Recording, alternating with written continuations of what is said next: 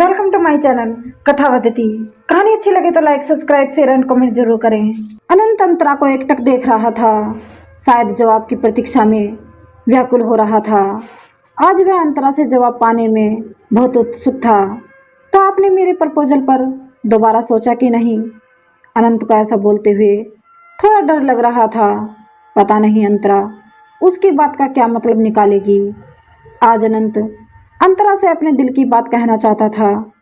वह नहीं चाहता था कि उसके दिल की बात उसके दिल में ही रह जाए। वैसे तो अनंत का रिश्ता अंतरा की बड़ी बहन सोनिका के लिए आया था, लेकिन सोनिका को अभी शादी नहीं करनी थी क्योंकि वह वरुण से प्यार करती थी। इसके अलावा उसे बाहर जाने का चांस मिल गया। वह किसी रिसर्च के लिए बाहर जाना चाहती थी, इसलिए उसका अभी शादी करने में कोई इंटरेस्ट नहीं था।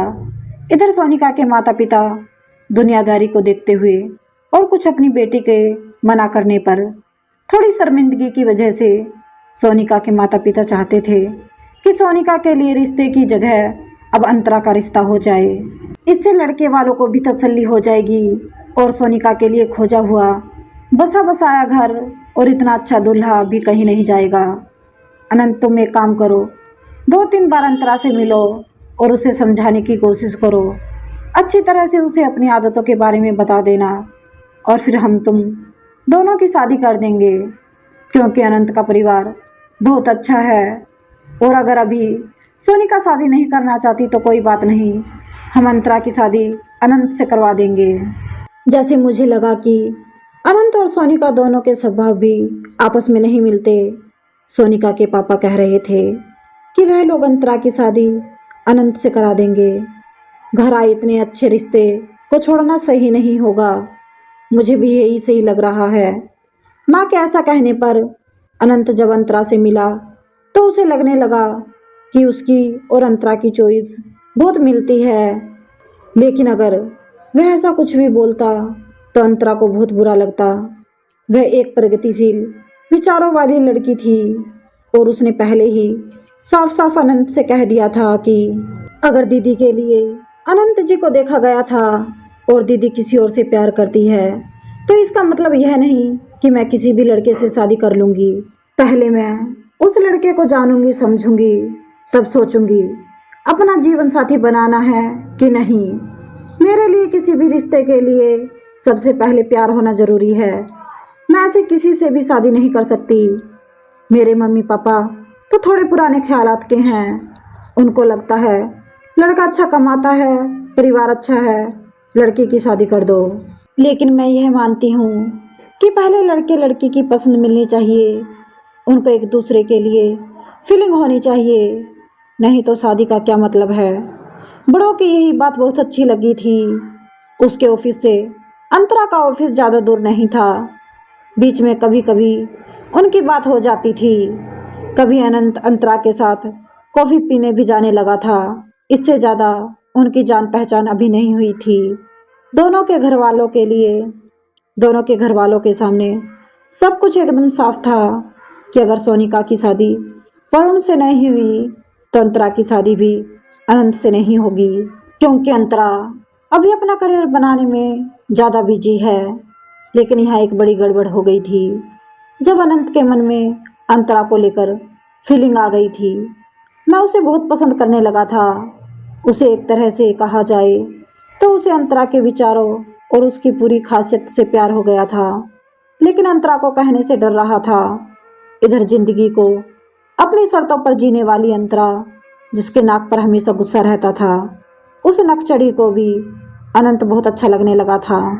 लेकिन वह आगे बढ़कर वह कैसे कहे, इसलिए उसने भी अपने मन की बात को मन में ही रहने दिया था और इस दोस्ती को दोस्ती तक ही सीमित रखने की कोशिश कर रही थी। लेकिन जब अनंत उसके सामने होता तो न जाने क्यों उसके अंदर एक फीलिंग आ जाती थी और वह अनंत की आंखों में डायरेक्ट नहीं देख पाती थी, बल्कि उसकी नज़रें शर्मा कर अपने आप झुक जाती थी।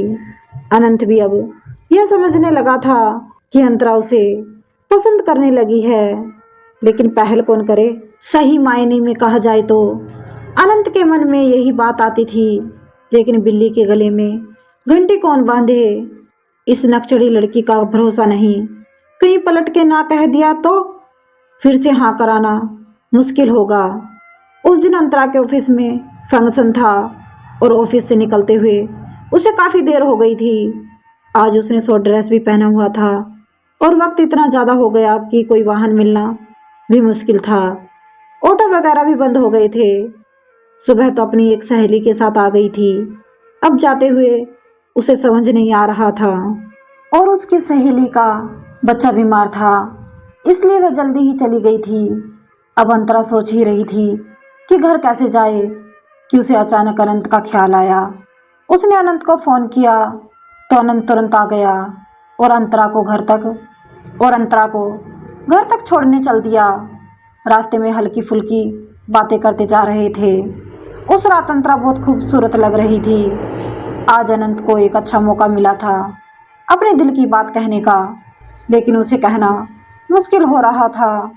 तो उसने धीरे से कहा, तुम बहुत सुंदर लग रही हो, क्या मेरी जीवन संगनी बनोगी? अंतरा भी आज बड़े अच्छे मूड में थी।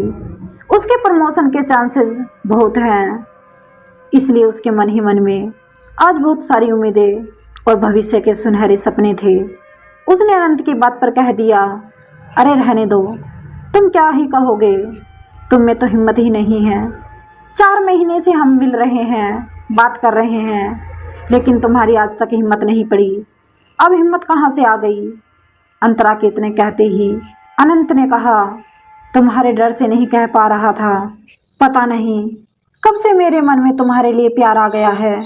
सच कहो ना, क्या तुम मुझसे शादी करोगी? अरे ना कोई आई लव यू, ना कोई बात, सीधी शादी करोगी? बहुत सीधे साधे हो।